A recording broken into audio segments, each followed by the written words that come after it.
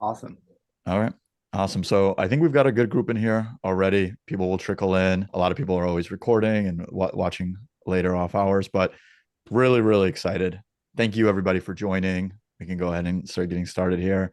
My name is Mark Furstein. I'm the co-founder and CEO of Recapped. We are a mutual action plan platform, and we help sales teams collaborate and execute a perfect sales process that enables the customer to have a winning buying journey. And I think especially now, it's an incredibly important topic around deal reviews, around getting visibility, around really maximizing the bottom of funnel and middle funnel, because so many of the challenges that we're facing as leaders and as sellers, it's it's very different from where it was 12 months ago. Right? We're not able to just continuously throw millions of dollars in the top of the funnel and hope that things will work out. Right? We now have to be smarter. We have to be efficient and execute on a level that, frankly, I think is going to raise the skills of everyone here. So, really, really excited. I have some incredible panelists here. We have some great attendees. So, David, maybe you want to kick us off with a quick intro for yourself, and then Anis will jump to you. Cool. Awesome. Well, hey, nice to meet everybody. Excited for this webinar. My name is David Weiss. I am the Chief Revenue Officer of a company called the Sales Collective. So we are a sales transformation firm. Our job is to help you hire and build process and onboard and train and develop your people, implement technology. Think of us as like an outsourced rev shop where we bring recruiting and we bring amazing talent and interim chief revenue officers and all those things. On the side, I am a big voice and proponent for MEDPIC. I've built apps, wrote books, done everything I can to help the sales community adopt that as a deal management methodology. So we'll talk more about how that plays with mutual action plans and recap here soon. So that's me. Anis, over to you. Yeah, thank you. Mark, by the way, thank you so much for hosting this. So I'm the co-founder and CEO of Attention, a conversational AI platform that helps you understand what your customers want, what they're saying, what's happening within your sales, and have it pushed all to the right places. Think about this straight into your CRM, whichever CRM you're using, Salesforce, HubSpot, Dynamics, etc. Or as much as it can be pushed into your Slack channels or anything, or your emails. So we help sales teams with efficiency, getting deals closed faster, but also B with coaching and C with deal scoring, right? David, as you mentioned, MEDPIC, one of the things that we closely do is track how much methodology and playbook adoption there is within your team, so that you can track call after call how much your reps are adhering to those methodologies and what type of information is missing to help you A, score your deals better, and B, also coach your reps in order to have better calls and have a higher close rate and win rate in the future. Love it. That's awesome. Thank you, guys. If for anyone watching, if you have not read any of David's content or watched his YouTube videos on MEDPIC, stop what you're doing after you watch this webinar and watch that webinar. It is fantastic. I picked a couple of things up. I learned a couple of new things. It was great. And obviously, go check out Attention. Really, really prevalent for the problems that leadership is facing right now. So let's jump right in. I think that we have a lot of topics to discuss. I want to make sure that this is as tactical and as valuable for everybody that's watching. So we all know that in today's environment, ensuring an accurate forecast, it's more critical than ever, right? That we have to make sure that we're spending what very limited time we have on the deals that are actually going to move the needle and the ones that are actually even interested, right? I have the pleasure of meeting with hundreds, of sales leaders every single month. One of the reason why we did this webinar is the number one thing that I constantly hear over and over again is we're spending hours in deal reviews trying to figure out what's going on in these deals. We're relying on CRM data that may or may not be accurate. And we believe that mutual action plans can be this strategic lever in that. But more importantly, let's just talk deal reviews, right? So I guess maybe David, I'll kick it off to you. Why are deal reviews such a critical part, do you think, in today's forecasting environment? Yeah, I mean, look, I've been a top performer seller, leader, led revenue teams as a second line leader. And one of the most common things, and I'll speak, I don't want to put this on any seller that's listening, but I got very myopic about my own deals, especially after like 20 something years of selling at a very high level. I believed I always ran a good sales process. I believe that I had things covered. I believe that I involved the right people and did the right behaviors and got ahead of the objections and, did enough discovery and was multi-threaded, all the things that you think you are doing. What I learned, and it's one of the reasons I fell in love with, MEDDIC, MEDPIC, et cetera, as a methodology, is I don't care how good you think you are. When you start getting into your own deals, you will miss things because you will have blinders on related to your business. And what those methodologies do for me is they remove that.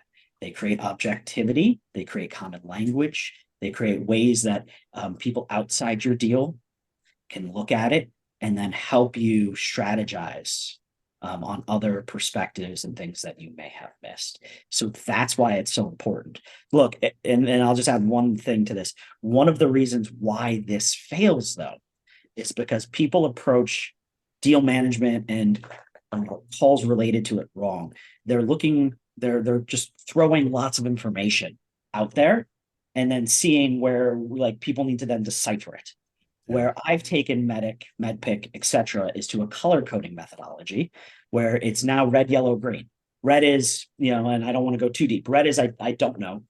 Yellow is I think I know, and each letter has a little variation to this. Green is I know, I'm confident, I've closed the gap on this thing.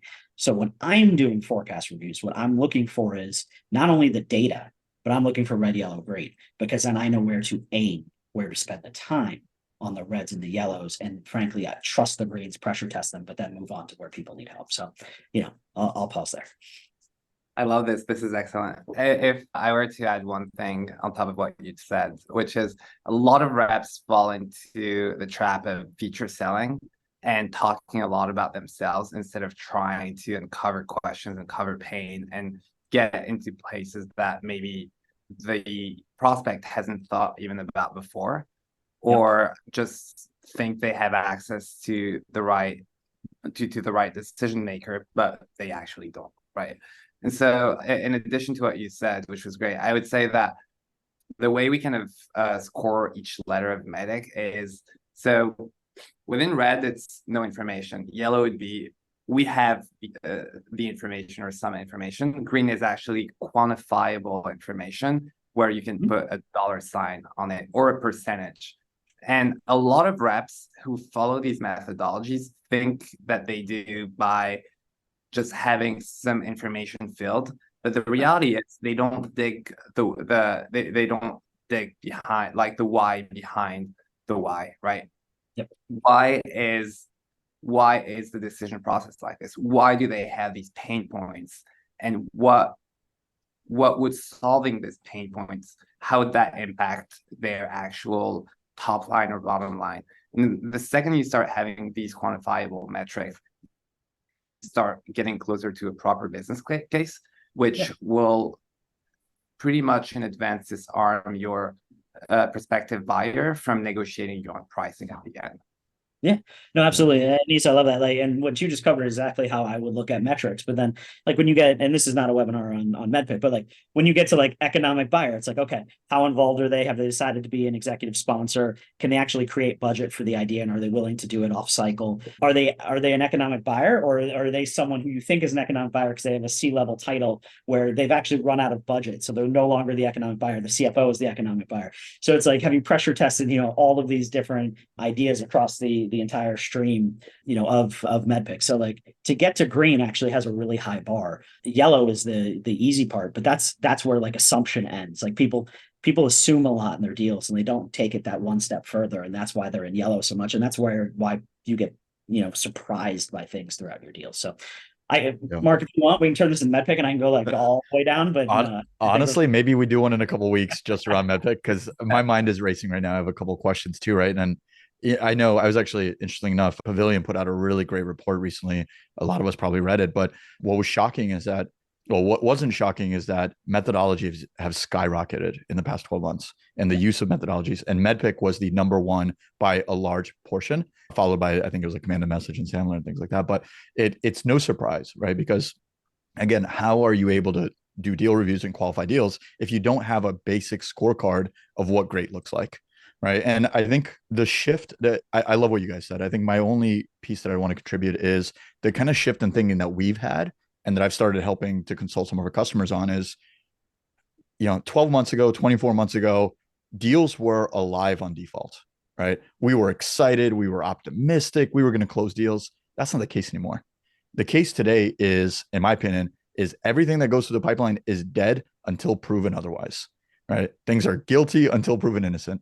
And the reason for that is because there's so many roadblocks. There's the number of stakeholders have increased, right? Where they were before, we already were at a high number. Now we're in double digits on a lot of these deals.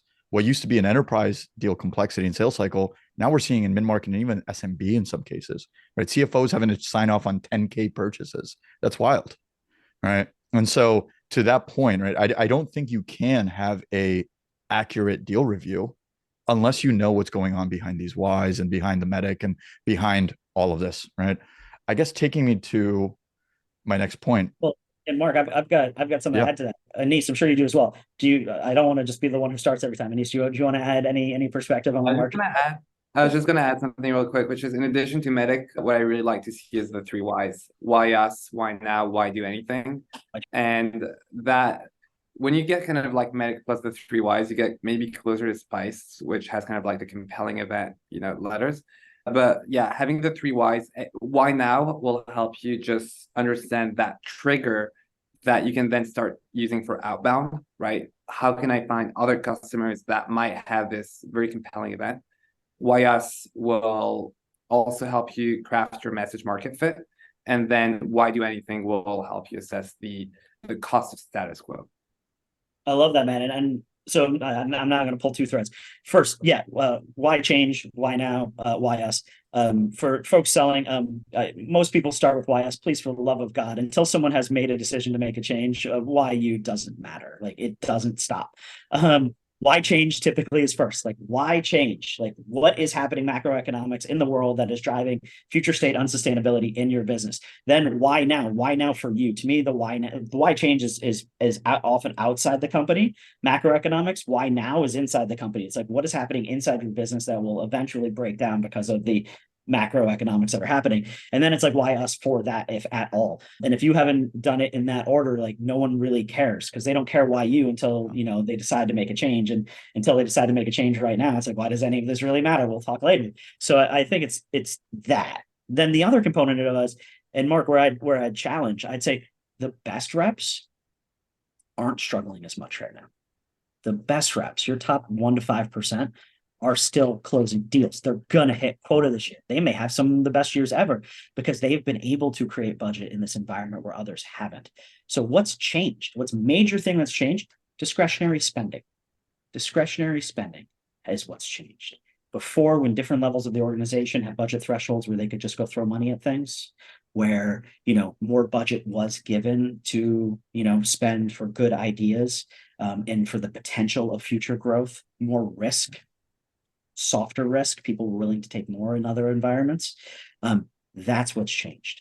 But if you, to Anis's point, are really good at building business cases and getting them to CFOs, you will sell right now. And I think that's one of the biggest challenges in most modern sellers that I coach and work with is they are scared to get to a true economic buyer. They're scared to get to someone in the C-suite and then the person above that person in the C-suite, because the C-suite, your CRO, CHRO, CMO, what have you, has spent the money they were given because they thanked God they got any, and then, spent the budget that they predicted for, last year. It's all off cycle budget now. The only way you get off cycle, business cases, CFOs. If you're not comfortable there, good luck. Wait till next year. 100%. I think if we take that one step further, right? I agree with you that the best reps right now are the ones that are the best reps are going to hit their numbers regardless, right? They're going to get creative. They're going to adjust the business cases. Well, I think something that I've also noticed is the best reps not only realize that there's no discretionary budget, but their competition isn't just budget for this category, right? It's not just, oh, hey, I'm looking to buy a conversational intelligence tool. My competition isn't, the players in the space. Your competition is every other piece of budget that they're going to be investing in, right? Are they investing in their CRM? Do they have a renewal coming up for a customer intelligence tool? Do they have something else, right? So realizing that it's not only just your tool, but where does this stack in the priorities of the business? And that's what the C-suite cares about. So that's what the business case needs to be tied around. Because if you're not one of those top 3 initiatives, it doesn't matter if they have budget or not for your tool. And guess what? If you are, they will find budget. If the pain, if the whys, if they're important enough, absolutely. Yep. And that's to me the definition of, oh, sorry, Nis, go ahead. Now, just going to add to that. Yeah. So it's based on the budget and priorities, right? Because people have just so much limited time within the day and within their weeks. And so there might be another priority that you're competing with, and it could be a complete different product. They're not going to give you the time of day if the other product that they're currently trying to buy is a bigger priority than yours. Yeah, that's a real, that's, yes. I mean, there is a finite technically amount of money. So like understanding the priority in the organization, that even to your point, like resources, if the same resources to deploy 2 projects are going to be utilized and project A is higher priority, uses the resources and is worth more than project B, I don't care what happens with project B, like A is going to get done first because you have finite certain resources. I think the other part of that is, and it's Mark, it's the definition. I think this is where people mess up the definition of an economic buyer. The definition of an economic buyer is someone who can create budget for good ideas. So, to your point, if you figured out the whys and got it to the right people, they will often find the money because they don't think in terms of budget. They think in terms of long-term growth of my business. Yeah. And if they can tie it not only to the budget, but what is the cost of inaction, right? We always talk about the ROI, but what happens if you don't change? Oh yeah, investing 20 grand or 50 grand or 100 grand in a tool is really hurt. But if that doesn't impact your sales cycle and now all of a sudden you're losing $3 million, I don't know anyone who wouldn't trade $50,000 for 3 million, right? So absolutely. So, and I love what Bob Apollo, by the way, if you don't know, check him out from Inflection Point. Fantastic sales thought leader. I love what he just said here in the comments about a 4th why, which is why should they trust you to ensure that they have to achieve, right? What proof points, what customer success stories do you have? I think that's such a really great point. Changing gears. You mean, sorry, absolutely. Yeah. Why you as part of the pull thread on the de-risking of the deployment. So, if I choose you, I don't get fired because it failed. On the cost of an action piece, just a really fun kind of tactical way to make that come to life. Let's use your $3 million number, Mark. So there's 250 business days in a year. Okay. So if I take 3 million and I divide it by 250, that's $12,000. So a really fun way to do that is like, yeah, you can throw out that big, like if you don't do this, you're going to lose 3 million. But even better, if you don't do this, for every day you don't move forward with my solution, you're losing $12,000 a day. I love that. Really fun way. I call it daily lost revenue. It's a really fun way to take this big picture and drill it down to, you want to delay this meeting in, a week? That's cool. That's a head count. You want to delay it 2 weeks? Cool. That's 2 potential headcount you could hire. Like, you start thinking in those terms, executives like, shit, okay, we'll meet tomorrow. Yeah. So jumping down, I guess, a similar thread then. What are the common mistakes that, and Anis, maybe we'll start with you. What are the common mistakes that you think sales leaders and reps are doing right now while doing deal reviews, while forecasting, while qualifying deals? Yeah. So one of the things that I would say in the old world people tend to do is just sit down with the rep and go over each deal and just talk about it, but and get to hear what the rep is doing, right? Or what the rep is saying about each one of those deals. Maybe some better approaches are to dig a little further into the business cases and the kind of the why behind every sort of piece of information.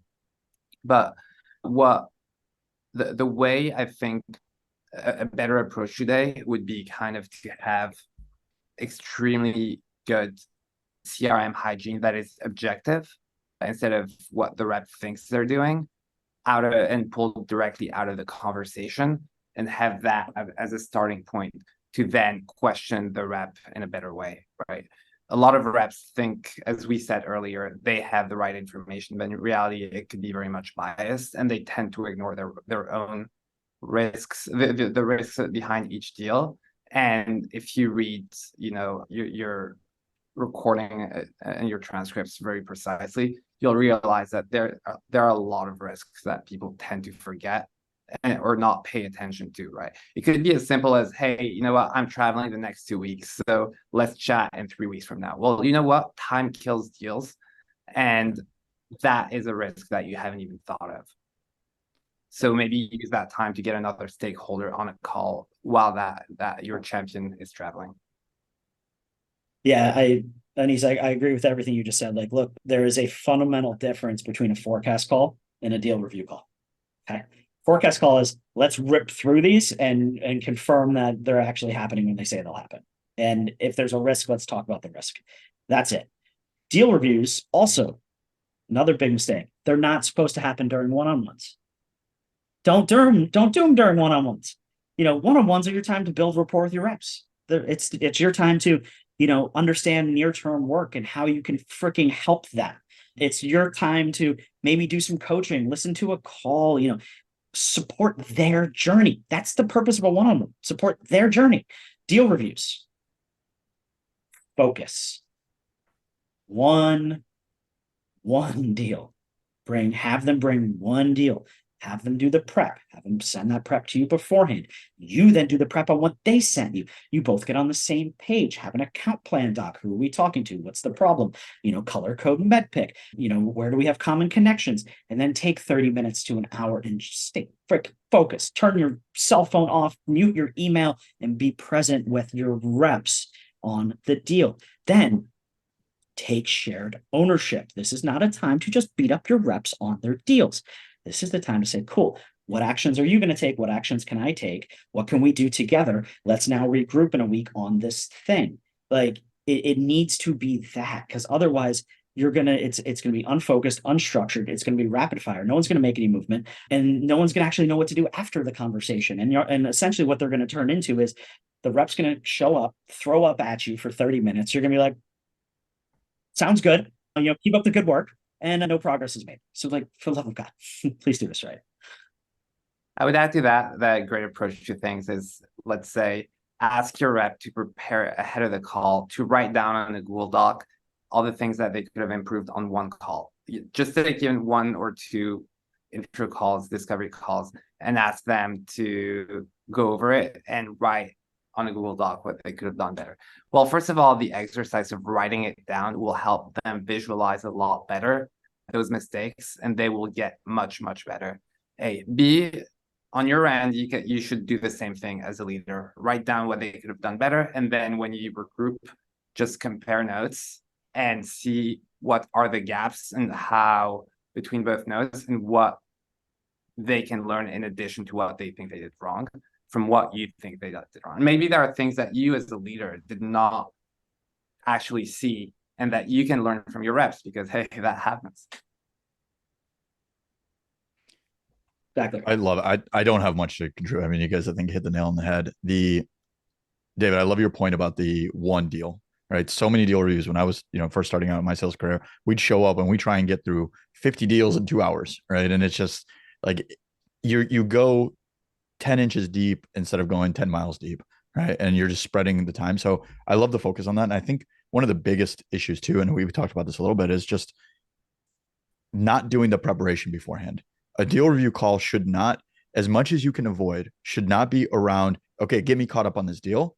It should be, let's strategize to make sure that we can overcome the roadblocks and the objections, right? Let's actually make this a coaching conversation, not just, okay, cool, what are you doing? Where are we with this deal, right? That is the most JV approach to doing it, in my opinion. You have to kind of help take this to the next level. Again, especially now, if you're disqualifying and you're qualifying deals properly, you should be able to focus on the ones that are going to move the needle. So put all of your attention towards that. And instead of doing 5 deal reviews, maybe you do the 3, but you take up the same amount of time. All right. So, no, fantastic. I guess question for you guys, Dave, maybe we'll start with you. Outside of these kind of best practices, have you seen any tools or tips to really kind of help streamline the getting caught up on deal reviews? So that way, when they show up to the meeting, they're already at the 50-yard line instead of starting from scratch. Yeah, so I have an account plan doc that I've created, not to pitch my own stuff, but if you look at my app, it's in my app. But it's fairly detailed, and it has I can't even everything that you can pretty much think about the deal. And when I do deal coaching with people, I send it to them and I say, look, fill this out. And then it takes probably about 30-45 minutes, but that's once. You do it once, and then it's just updating. And then, they send it to me. I do my homework on it and see where I can, fill in some gaps and help where I can, finding maybe new contacts or, validating, some business case details or looking at the account from a different perspective. I do those things. And then when we meet, we just have the ability to now shortcut a lot of stuff and say, look, thank you for putting it together. I reviewed it. This is what I'm seeing. Can you catch me up on these specific things? Cool. Now let's talk strategy.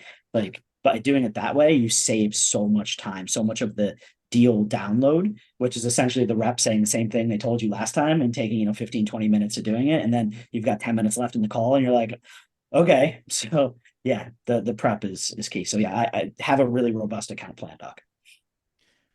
Not to pitch my own product, but that sounds like an amazing that sounds like an amazing template that we should put in Recapped and let everyone access. I have it. I will share it with you. I'm happy to. We just gotta, put a little asterisk next to my name, and then we got one for MEDPIC too. So we're gonna have them. There we go. That was my first thought. I love that, right? And just it's about just enabling that efficiency and driving it. Anis, I apologize. I think I cut you off there. No, I wasn't gonna say anything. This is great. Nice. So now I guess this is a perfect segue into kind of where I think the real secret weapon is, right? So a lot of what we talked about today is really driven around the seller filling in notes and putting in information and everything else, right? But even if they do 100% of that, that's still only half the picture, right? We haven't talked about the buyer and what they're doing and where they fall into this deal review. Obviously, if I didn't feel this way, I wouldn't have spent the last 4 years dedicating my life to it. But I think mutual action plans are an incredible way of doing that. Being able to tie in the MEDPIC portion, being able to tie it in to your Salesforce. I mean, that's how you get caught up, right? In my opinion. But I guess question for you guys, and maybe David, we'll start with you. How have you been able to leverage mutual action plans in deal reviews and forecasting, and how are you advising some of your clients to do that? Yeah, so I've been a huge fan of mutual action plans for many years. To me, it's important though on when you start them. I've had leaders that are like, start the mutual action plan as soon as possible. I'm like, mutual action plans are a project management document. If there's not a project to manage, there's no point in them. And so I've gotten into some fights with leaders above me on this, and so I have a certain perspective. I'm not saying my perspective is right. I have a certain perspective. How I believe they should be used is right around the point where someone can answer the question, hey, just out of curiosity, if we were to go live on this, when would you want that to be? And then, when they're ready to say, cool, yeah, we could see us deploying that and we'd like it live at this point. That's when you verbally do a backwards timeline, then you document that backwards timeline, then you start meeting weekly around that backwards timeline. So like, yes, that is where, I see these used, and I've got a template for it, and yours is, better, of course, than mine. But the whole point is, we start talking about milestones and who needs to be involved and when, not only from a MEDPIC decision process and then expanded upon mutual action plan, equal paper process when time is right. It then allows both for an external tool and then the internal tool for deal forecast accuracy. Because if you can get a line in decision process, paper process, document it, and track to it, you can have a 90+% forecast accuracy. So, that's where I see these things coming together. Yeah, I love this. I think one of the things that's very important is that your prospects not only needs to talk the talk, but also walk the walk. And that means that providing you information and quantifiable information is not enough. You need to give them homework, and you can kind of assess your deal, the likelihood of your deal to close based on how much they're not only acting on their promises and doing what they have to do, but also being proactive, introducing other people, and completing these on time. If they're slipping through one of the deadlines, then you're starting to see kind of like some potential risk in there. And so one thing that you can do as a rep is kind of, as you set up, let's say, a deadline, a time slot, even a 15-minute time slot as a placeholder on a calendar for a certain date, halfway through that day, you need to remind your prospect that remind them and give them a little nudge about that homework that they have to do. And the more they do it, and the more likely your deal is going to close. Yeah, I love that. I'm sorry, go ahead. I was just saying, yeah, 100% agree with that. There's kind of, this to me is like part of micro commitments, where it's like, this is one of those little things around like testing champions and the people inside the deal. Like, they need to be holding up their end. And one of the things I teach people is like, if you notice any change in your buyer, like, you need to be like really, really attuned to like behavior patterns of the people you're working with. If you notice any change, they used to get back to you in 24 hours. Now it's 48. They were showing up to meetings and now they started to cancel. You know, they were giving you inside information and they started to pull back. Like, when you start seeing those things happen, massive red flag. Like, you're going to notice the behavior change in the champion or the person that you are working with the most first, and just know, like, likely, you know, a competitor beat you, they're leaving the organization, there's more change coming, they're getting acquired, they're getting new funding, you know, and priority shifted, something has freaking happened, and you need to be not like accepting the push off and accepting the change in temperature. You need to be like, hey, I've noticed this, what is going on? Because they may be scared to tell you. 100%. I would also add that the more enterprise you go, the more of a formalized procurement process there is. And so what happens is, you need your champion to be CC'd on every email with that procurement process. If it just gets passed on to that procurement process or that procurement person, what's going to happen is your deal will probably go from very hot to less important, because you kind of lost your biggest champion and that stakeholder in on the way there, right? So you need to keep your champion all the way through, like kind of hand holding the project management person. And I've seen a lot of deals where everything goes all the way until the end, and then just because that person went on holidays again for 2 weeks or anything like that, things just kind of like get passed on to a new stakeholder, and at that point that new stakeholder doesn't have that much context, and so you're wasting more time, and deals slip through to the next month or the next quarter, and that tends to be extremely painful for any sales org, I would say. Absolutely. You gave me PTSD actually. So one of the main reasons, I imagine this is a common cause between the three of us, but one of the main reasons why I personally wanted to start Recapped is because the largest deal I ever was going to close was literally at the finish line. I had started telling my friends about it. I started spending the commission check in my head, right? What am I gonna buy? You know, like already celebrating it. My champion went on vacation. Next thing you know, there was a shakeup at the company. Some people switched roles. So something that was literally at the finish line ended up getting stalled a week, ended up getting stalled a month, ended up dying.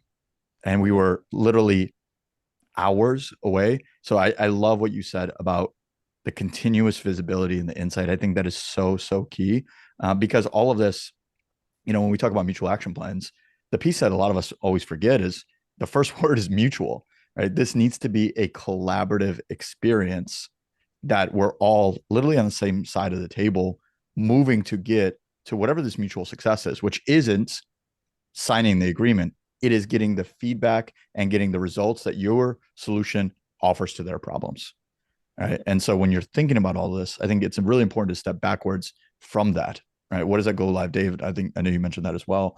Any thoughts or anything else? I want to challenge David on what he said earlier about introducing mutual action plans early. We can fight about that, but curious if you guys have anything to contribute before we strap the gloves on.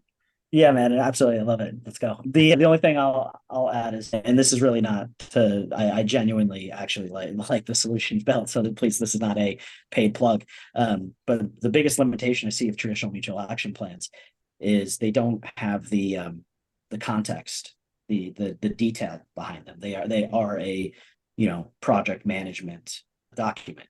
So, or what I've liked is where Recap has taken it, which is, yes, you have your mutual action plan, but then you also have your resources section where it's like, you know, here's the deck, here's the executive summary, here's the business case, you know, here's these more detailed elements. And what I really like about that is because, in my opinion, why deals die, especially towards the end, is often a couple key things. One of them is you've mistaken a champion for an influencer, a coach, and someone else. A champion needs to sit one step below power. They need to be actively selling for you to the point of putting their neck on the line for you when you are not there, and they need to be tested accordingly. I don't want to go any deeper in that. You don't really have a champion, so there's not someone in the room selling for you at the end, and you also haven't gotten to an economic buyer. If you haven't gotten to an economic buyer, reviewed the business case with them, validated it, aligned it to executive priorities, when eventually your champion does, or God forbid, someone even below what a real champion is, a coach goes and tries to do that, they get fucking swatted down. Excuse my language. Sorry, we're on a webinar. And, and now we're all adults here. The deal now gets deprioritized. So to me, like, there's a lot of reasons why deals die. Those are two of the most common that I see that align to the scenario you mentioned. So what I love again about your solution is like, you can actually take the package of mutual action plan plus resources plus all those other things, and then socialize them and get them to a point where they can be socialized with other members of an executive team, if you will, to create like actual buy-in. And that's where the mutual action plan often stops, somewhere your solution solves. Yeah. Thank you. I really appreciate the kind words. Did not pay him to say that, so that's great. No, I agree with you. And I think, if you were talking about a traditional mutual action plan, which is just a series of next steps or a timeline of what things that need to get done, then yes, getting that only when a project has been qualified and there are actually verbal next steps on what need to do to move through the procurement or whatever stage absolutely makes sense. Where I would advise everyone listening to this, start thinking about ways to augment the mutual action plan to be including the business case, to include the resources. Because even before, we're seeing this with a lot of our customers, they're saying the exact same thing, where even to get approval to move forward, they need consensus that this is a project worth investing in. All right. So even before you're getting into stage 3 or stage 4, now they have to go around and debrief internally. And that's where I think if you layer in the executive summary, the resources, the case studies, the testimonials, it's something that helps enable your champion to sell for you when you're not in the room, which is, let's face it, 90-95% of the time. All right. And so I would encourage everyone thinking about this, take your mutual action plans to the next level, as opposed to just the timeline that we thought about this. We're running low on time. We've got a couple really great topics here, and I want to leave some time for Q&A. Jumping in, right? I think another blind spot in deal reviews we talked about earlier, right, is so much of it is based around the seller and the seller putting in information, et cetera. What have you guys seen as best practices on leveraging buyer engagement, the buyer experience? Like, how do you see that playing a role in deal reviews, qualifications, execution? Yeah, I can start. There's at the very surface level, something that is extremely simple is to measure the engagement, right? Like, if you're tracking the emails that you're sending to them, how often they keep reopening your emails, how often they, if you're sending anything over DocSend, or how often they keep opening those documents as well, or any de-anonymization tool that will, without plugging any of those tools here, but you can see how often they're visiting your website too. And that gives you a lot of data as in terms of intent. That's the first thing. I would say I haven't used your platform, Mark, but I believe, tell me if I'm wrong, I believe you can see how often people are opening the materials that you're adding to the platform. That's huge, right? If you have the ability to see how often they're engaging with those documents that you have in the deal room, then you get a lot more information, and that allows you to kind of engage with your buyer if you're seeing a decrease in activity. Again, the last thing when it comes to mutual action plans is seeing how much of the homework they're doing. Are they pushing calendar invites? Are they adding new people onto the next call?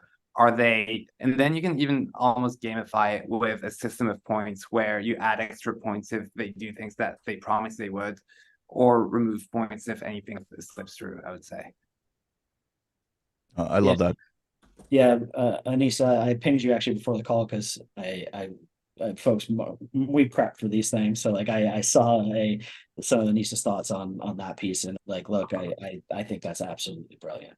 The +1 -1 as you see them do different activities really helps, because from my perspective, when I'm really excited about a deal and deals that I've won, the temperature of the deal, like it starts like increasing over time.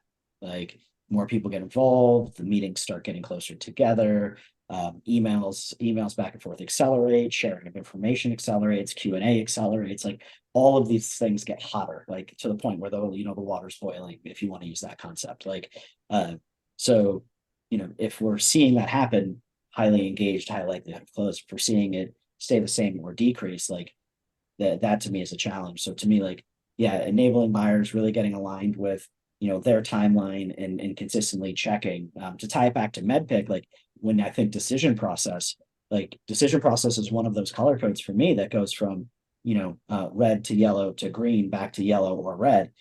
If we're noticing those micro commitments that people are making along that timeline starting to slip and be missed, that's when we need to start changing these things. We need to update, forecasts, because decision process is pushing. You can see it. Absolutely. And if you typically identify source of personas, and we all have these in every single sector, who can be gatekeepers or showstoppers, or, I mean, obviously legal can be one of them sometimes, but also there are so many other sub functions within kind of like the persona that you're selling to that can close deals, that can shut down your deal. And whenever, though, if those get to be involved in your deal, that might also reduce the heat of your deal, I would say. Yeah. Anis, I know you and I were talking about this. You mentioned something about gamifying as well. I love what you had, like the tidbits on it. Can you share some of what you had around gamification of the buyer engagement? Yeah, absolutely. So it's not very sophisticated, and I just opened it. It was just kind of like a 30-minute thought once, but it can definitely be iterated on and improved. But the idea here is that you kind of like measure the effort that your buyer is putting into the deal to help with forecasting. So like +1 point for each information that you get related to your deal methodology. -1 point for each meeting that they postpone. +2 points for each information provided where you can put a dollar sign or a percentage sign in front of it. +3 if they include a new stakeholder that is closer to the C-suite or as an economic buyer in your call or within the process. -1 point, as I said, if that person can be a gatekeeper or a showstopper. -2 points if that same stakeholder, who can be a showstopper, kind of cancels your meetings, decides not to show up, or does not want to talk to you and just wants to keep the interaction done via email with a procurement person in between, right? I've seen some of the biggest enterprise deals that died because InfoSec did not even want to talk to us.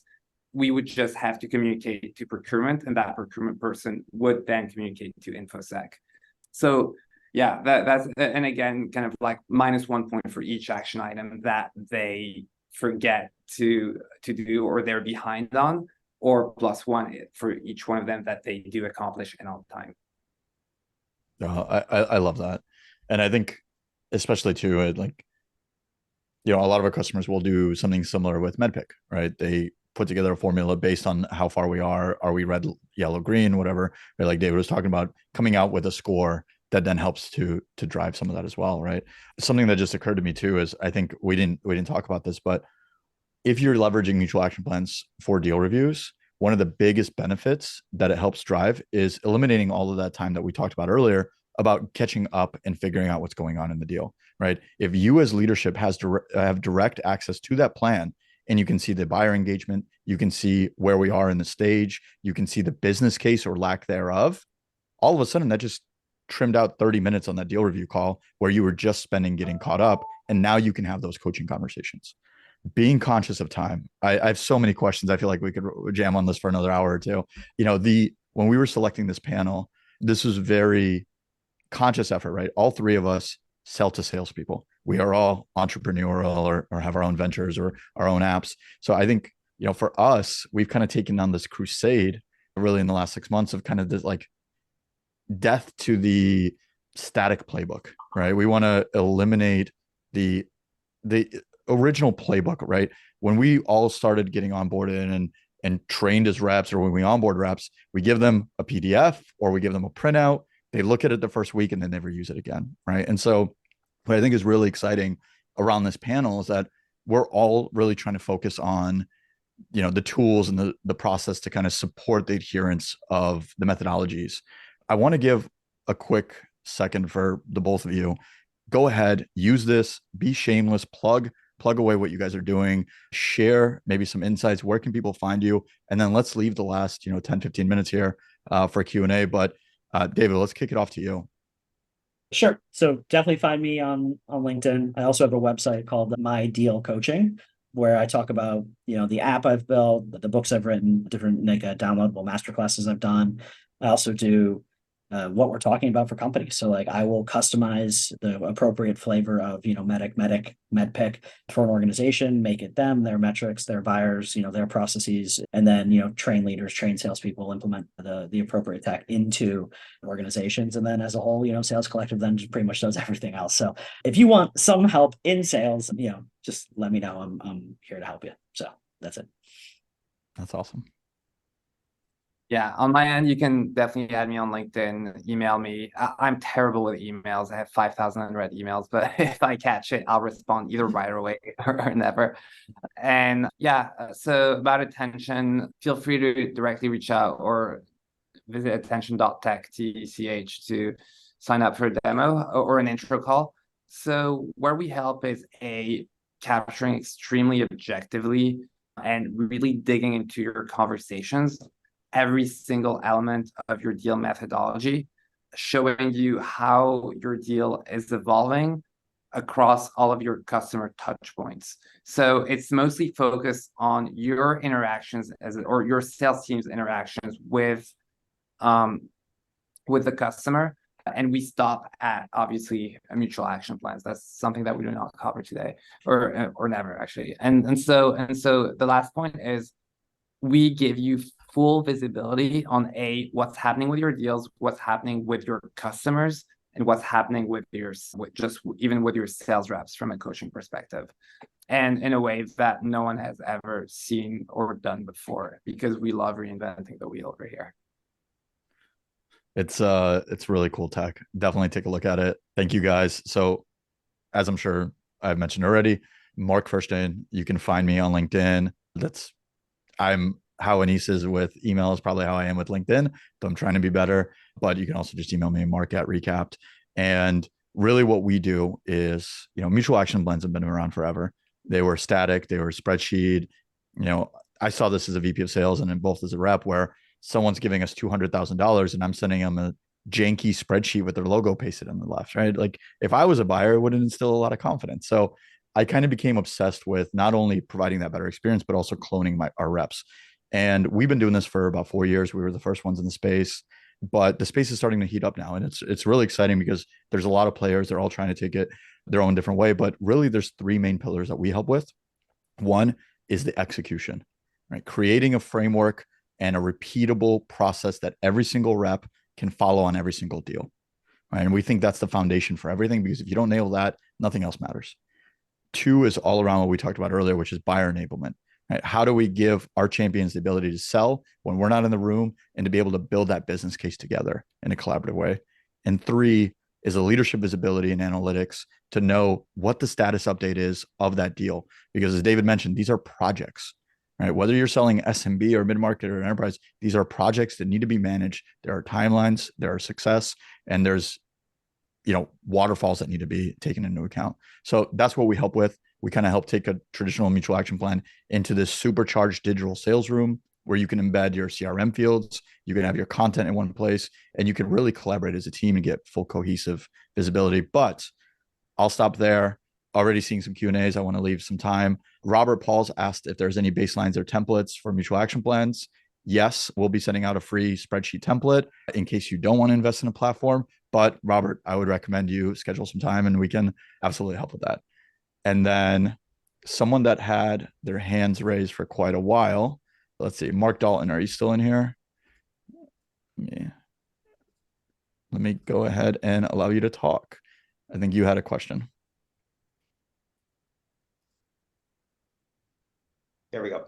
I just was telling you to open up the web chat, which you did earlier. So that's all. All right.